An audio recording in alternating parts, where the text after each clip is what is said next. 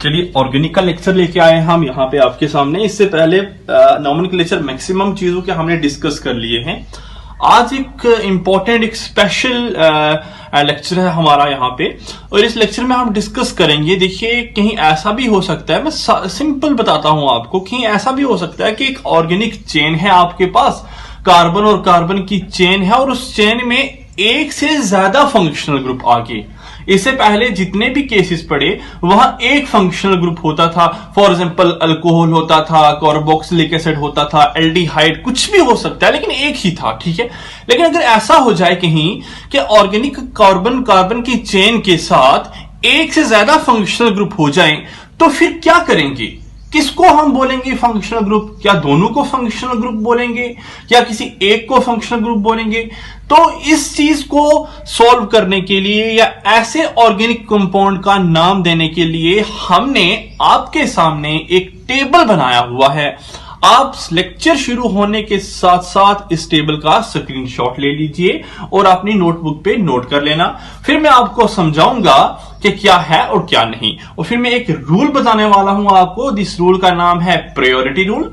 उस priority rule के according अगर कहीं ऑर्गेनिक कंपाउंड वाली चेन में 3 या 2 या एक से ज्यादा फंक्शनल ग्रुप आ जाए, तो किसको प्रायोरिटी देंगे, मतलब किसको हम बोलेंगे यही है हमारा फंक्शनल ग्रुप। और इसके अलावा जो 2 ग्रुप हैं जिन्हें हम पहले फंक्शनल ग्रुप ट्रीट करते थे, आज हम उन्हें फंक्शनल ग्रुप नहीं मानेंगे, क्योंकि उसकी प्रायोरिटी इस वाले फंक्शनल ग्रुप से प्रायोरिटी कम है। फॉर एग्जांपल मैं आपको बता दूं, ये कार्बन कार्बन कार्बन कार्बन की एक चेन है, और इस कार्बन कार्बन कार्बन की चेन के साथ एक फंक्शनल ग्रुप लग गया ए, एक फंक्शनल ग्रुप लग गया बी, और एक फंक्शनल ग्रुप लग गया सी।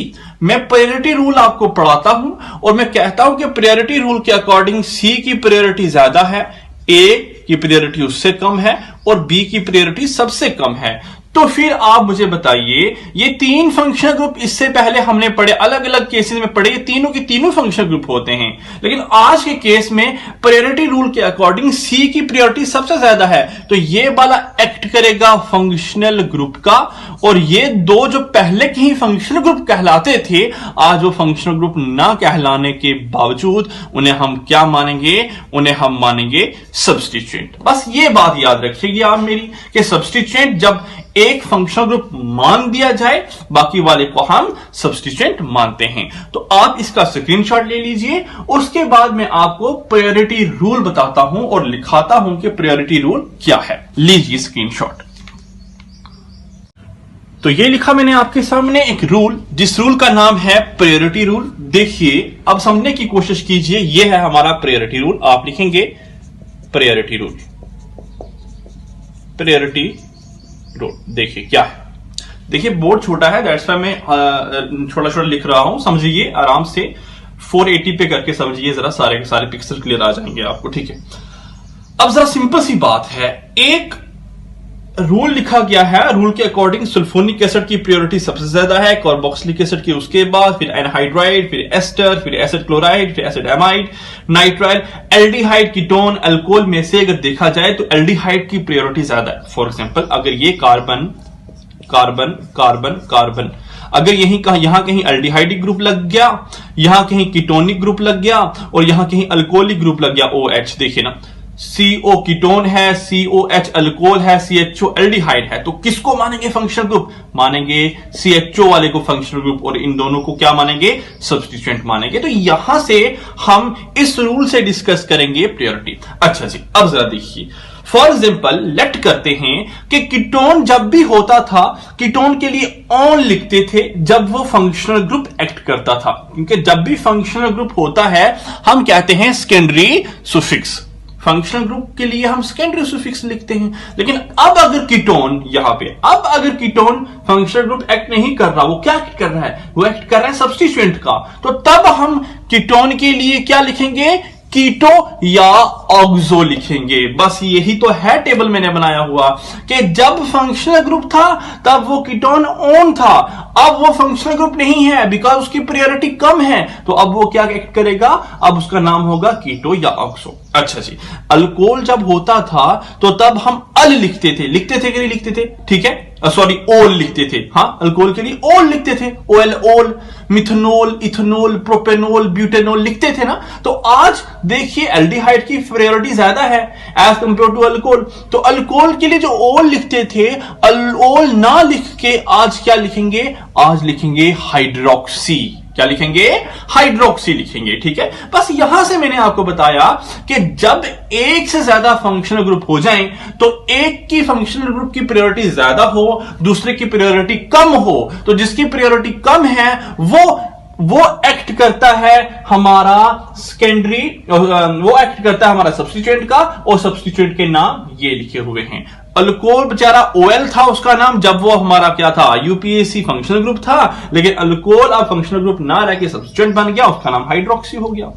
अमीन के लिए अमीन लिखते थे फंक्शनल ग्रुप, देखिए मिथेन अमीन, इथेन अमीन, प्रोपेन अमीन लिखते थे कि नहीं लिखते थे, लेकिन आज अगर अमीन की प्रायोरिटी कम होगी तो उसके लिए अमाइनो लिखेंगे। मैं एग्जांपल लेने वाला हूं 2-3, आप एग्जांपल्स को देखिए और फिर समझने की कोशिश कीजिए। ओके, ये 4 एग्जाम्पल मैंने आपके सामने ली हैं प्रायोरिटी रूल को मद्देनजर रख के, और इन 4 एग्जाम्पलों से हम प्रायोरिटी रूल अपना पूरा समझने की कोशिश करेंगे।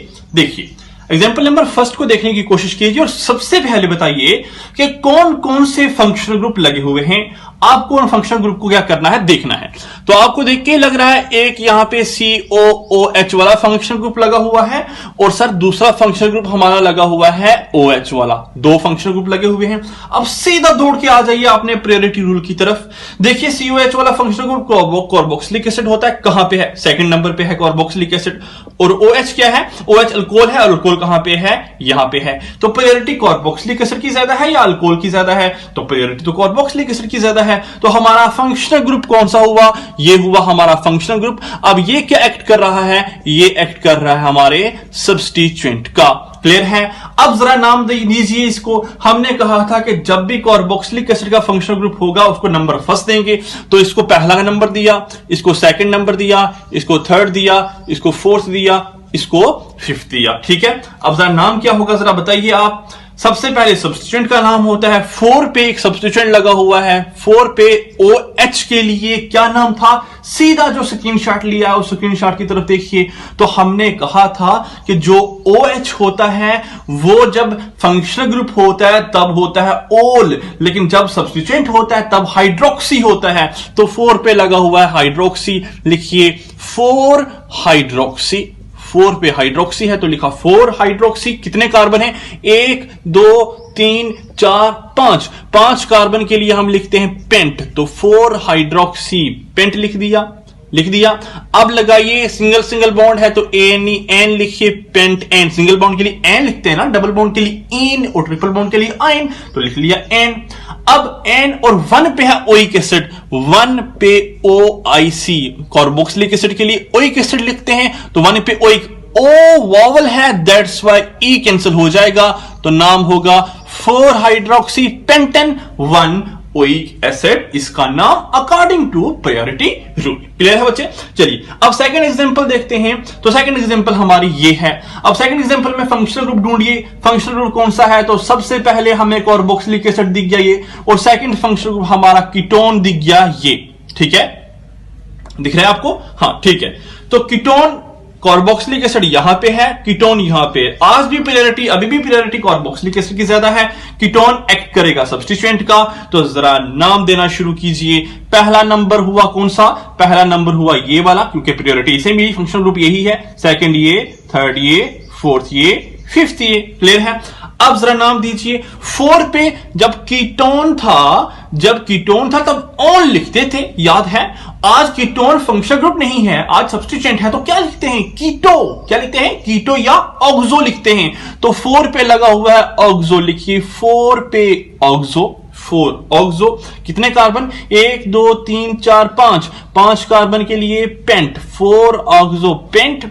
ठीक है, आगे सिंगल सिंगल बॉन्ड है तो ANEN पूरा लिखिए, कि हमें ओइक एसिड लिखना है तो ANEN का ई कैंसिल होगा, N 1 ओइक एसिड लिखेंगे या ओइक एसिड लिख देंगे, पेंटेनोइक एसिड लिख दीजिए डायरेक्ट, 4-ऑक्सो पेंटेनोइक एसिड, या ऐसा भी मैं बोलता हूं 4-ऑक्सो PENT, पेंट ANEN पूरा लिखिए। 1 पे ओइक एसिड है, 1 पे कार्बोक्सिलिक एसिड है, और कार्बोक्सिलिक एसिड के लिए ओइक एसिड लिखते हैं, O से शुरू हो रहा है, E कैंसिल हो जाएगा, तो 4-ऑक्सो पेंटेन 1 ओइक एसिड इसका हुआ नाम। ठीक है, आई बात थर्ड एग्जांपल की।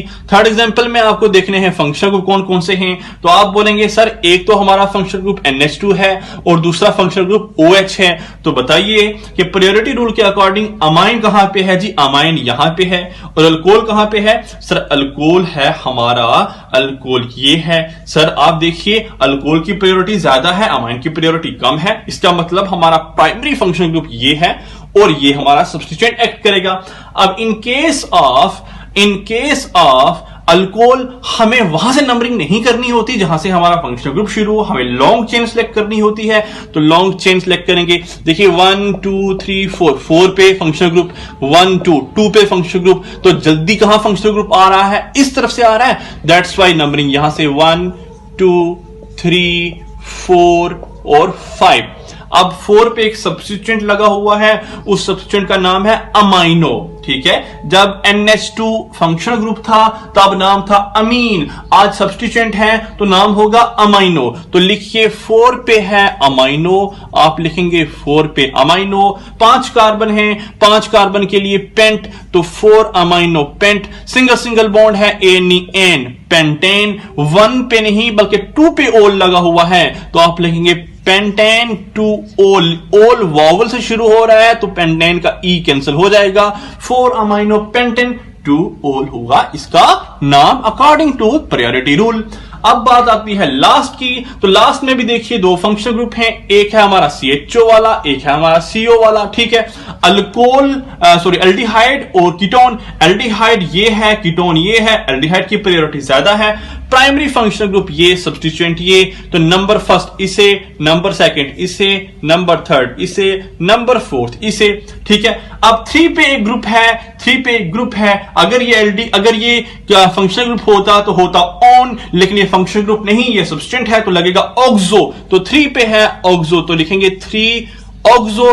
कितने कार्बन हैं, 4 कार्बन, 4 कार्बन के लिए लिखते थे ब्यूट, तो लिखेंगे ब्यूट। सिंगल सिंगल बॉन्ड है तो ANEN लिखेंगे कि नहीं लिखेंगे। ठीक है, 1 पे एल्डिहाइड है, एल्डिहाइड के लिए अल लिखते हैं तो 1 पे अल, अगर ये अल A से शुरू हो रहा है तो ब्यूटेन का E कैंसिल हो जाएगा, तो नाम होगा 3-ऑक्सो ब्यूटेन 1 अल। तो इस तरीके से हम क्या करते हैं, जब एक से ज्यादा फंक्शनल ग्रुप आ जाएं हमारे कार्बन की चेन के साथ, तो किसी एक को हम क्या करते हैं, हम देते हैं प्राइमरी फंक्शनल ग्रुप का नाम और बाकी वालों को हम सब्स्टिट्यूएंट मानते हैं। तो अगर वीडियो अच्छे से क्लियर आई, समझ आई, तो आप वीडियो को लाइक कीजिए, शेयर कीजिए और चैनल को सब्सक्राइब कीजिए। Thank you.